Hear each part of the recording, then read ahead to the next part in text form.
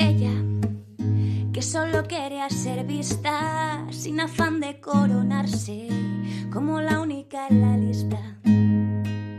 Ella, que es icono feminista, que promueve paz e incendio y te aporta... Bienvenidos a este podcast sobre ciclo menstrual y alto rendimiento deportivo. Hoy vamos a hablar de una realidad que millones de mujeres viven al entrenar y competir, pero que todavía ocupa muy poco espacio en la conversación deportiva. El ciclo menstrual no es una anécdota biológica, es una variable fisiológica real que acompaña a millones de mujeres que entrenan y compiten. Sabemos que cada cuerpo responde de forma distinta. Existe una gran variabilidad individual y no todas las atletas viven el ciclo menstrual de la misma manera. Y también sabemos que la investigación científica todavía es limitada y está en construcción. Pero la falta de respuestas definitivas no significa ausencia de efectos. Significa que estamos empezando a mirar donde antes no se miraba. Hoy vamos a hablar de esa realidad, del cuerpo, de la ciencia y de lo que ocurre cuando el deporte no siempre está preparado para entenderla. Y ahora queremos dar paso a Ana, que va a compartir su experiencia personal entrenando y conviviendo con su ciclo menstrual. Creemos que escuchar vivencias reales nos ayuda a entender mejor cómo se relacionan el deporte, el cuerpo y el rendimiento desde una perspectiva cotidiana. Ana, bienvenida. Bueno, lo primero, muchas gracias por invitarme. De verdad que es un lujo poder estar aquí con todos vosotros y dar voz a historias reales que hace unos años pues vivían en el silencio. Por mi parte, contaros que llevo siendo deportista desde muy pequeñita, siempre dedicada a las carreras de fondo, y la verdad que mi cuerpo siempre me ha ido mandando señales muy claras según la fase del ciclo. Había veces que no las entendía y me frustraba. Por ejemplo, tenía semanas en las que me sentía imparable, con las piernas muy frescas, con ganas de meter series duras o tiradas largas, y otras en las que todo me costaba el doble, la recuperación era muy lenta, incluso llegar al umbral era un esfuerzo increíble. Con el tiempo, ya más madura, empecé a notar cómo me sentía cada día, cómo dormía, el apetito, el ánimo, cómo respondía al entrenamiento, y poco a poco pues sí que es verdad que me fui adaptando. Y por ejemplo en la fase folicular, que es justo después de la regla, me subían los estrógenos y solía programarme sesiones más exigentes. Sin embargo, cuando venía la fase lútea, sobre todo los últimos días antes de la regla, lo que procuraba era bajar esa intensidad para intentar adaptarme pues a mi ciclo, que no es otra cosa que algo que fisiológicamente me ha tocado vivir. Como anécdota sí que me gustaría contaros que hace un par de años estaba preparando una maratón y justo en la semana de tapering, que es la semana previa, me vino la regla pues con todo el pack, ¿no? Si decimos hinchazón, sueños pesados, piernas de plomo. Y en vez de agobiarme, como hubiera hecho unos años atrás, pues decidí reducir el volumen, meter más descansos, salidas muy suaves, y lo que ocurrió fue que el día de la maratón disfruté y me salió mejor de lo esperado, incluso conseguí una marca personal. Y en ese momento entendí que adaptar no es rendirse, simplemente es escuchar al cuerpo y ser inteligente. Así que para acabar decir que no hay una fórmula mágica universal, porque cada mujer somos un mundo, pero conocer tu ciclo, escucharte y ajustar un poquito el entrenamiento puede marcar una diferencia enorme, ya no solo en cómo rindes, sino en la salud y el disfrute, que al final es lo que deberíamos perseguir.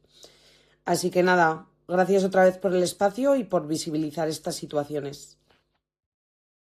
Acabamos de escuchar una experiencia que muchas atletas reconocen, aunque pocas verbalizan, y es importante entender que esto no es solo una percepción individual. El cuerpo responde a procesos fisiológicos reales. Para comprender lo que ocurre, necesitamos mirarlo desde la ciencia.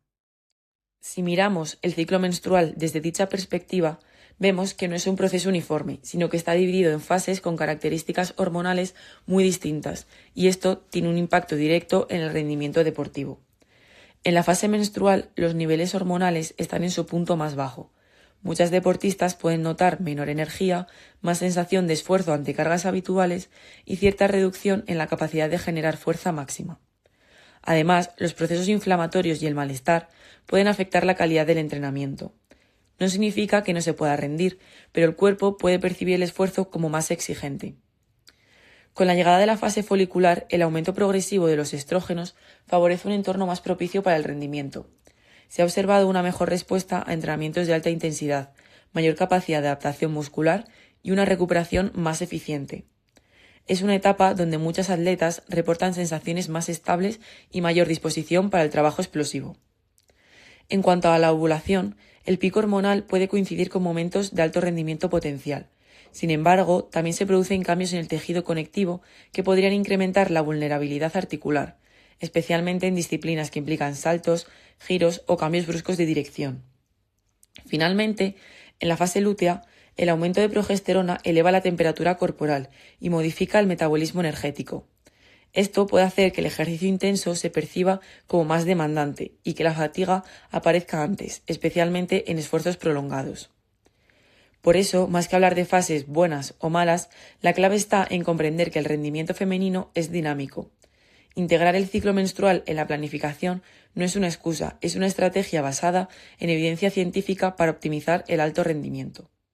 Gracias a esta intervención podemos ver que entonces no estamos hablando de algo anecdótico, estamos hablando de una variable real dentro del rendimiento, y cuando esto lo llevamos al deporte de élite, la pregunta cambia.